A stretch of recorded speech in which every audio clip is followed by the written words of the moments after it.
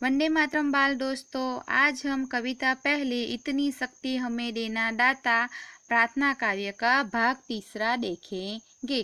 तीसरे भाग में हम स्वाध्याय पढ़ेंगे। स्वाध्याय का पहला प्रश्न है, निम्नलिखित प्रश्नों के उत्तर लिखिए।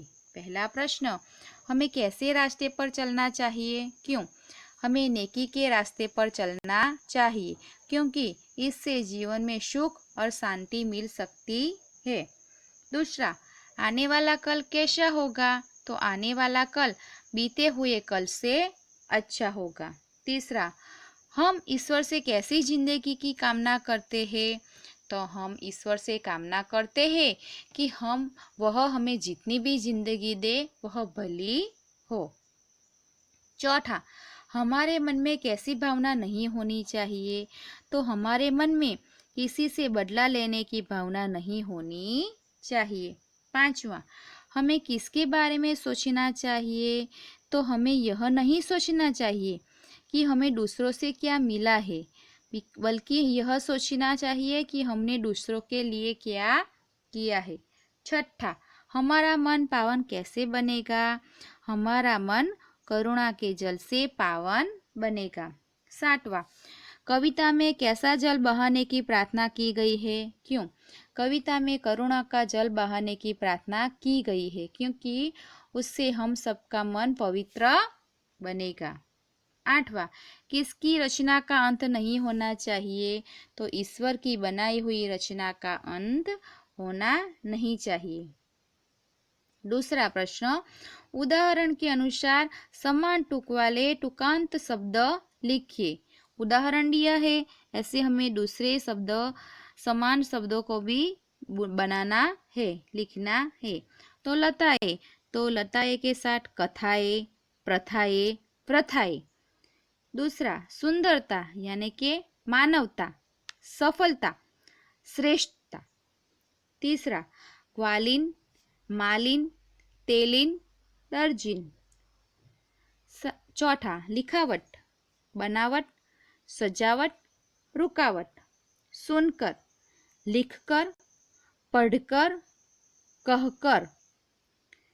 चिड़िया, गुड़िया, बुढ़िया, चूड़िया।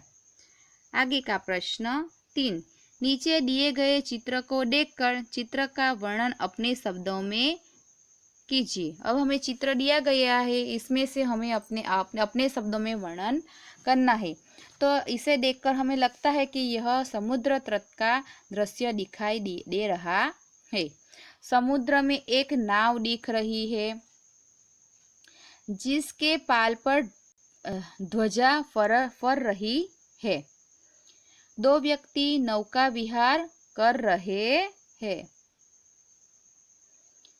एक लड़का तैर रहा है, एक लड़का गेंद से खेल रहा है। उसके पास एक महिला खड़ी है। तट पर एक पतंग उड़ रहा है। एक लड़की हाथ में थैली लिए घूम रही है। 2 लड़के रेत से घरोंडे बना रहे हैं। एक गुब्बारे वाला खड़ा है। एक लड़की मुंह से फूंककर गुब्बारे में हवा भर रही है। आइसक्रीम वाला गाड़ी लेकर खड़ा है। एक महिला उससे आइसक्रीम खरीद रही है। पास में उसका बच्चा भी खड़ा है। बाईं तरफ कोने में छतरी के नीचे मेज कुर्सी लगाए 2 व्यक्ति बैठे हुए हैं।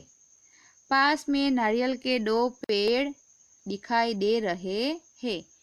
तो बाल दोस्तों, आगे का प्रश्न नंबर 4, निम्नलिखित परिच्छेद का मातृभाषा में अनुवाद कीजिए।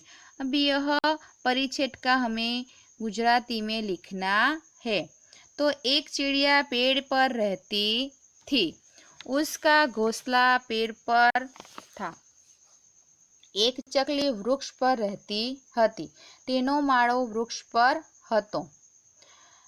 घोंसले में उसके 3 बच्चे थे, माળા में तेना 3 बच्चा હતા।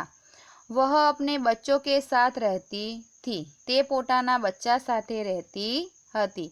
एक दिन एक शिकारी वहाँ आया। एक दिवस एक शिकारी ત્યાં આવ્યો।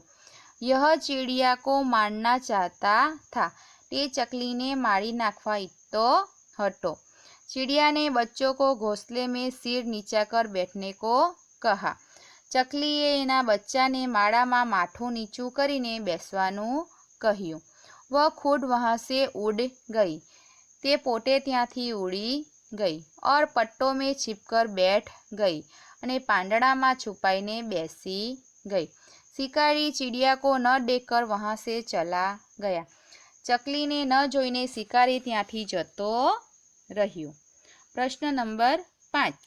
काव्य पंक्तियों का भावार्थ लिखे। बैर होना किसी का किसी से, भावना मन में बदले की हो ना।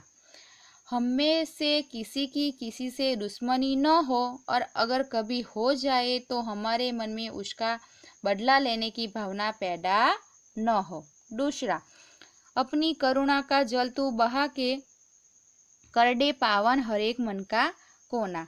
हे ईश्वर, तू अपनी करुणा का जल बहाकर हम सबके मन का कोना पवित्र कर दे। तो बाल दोस्तों, यहीं पर हमारा स्वाध्याय खत्म होता है। अष्ट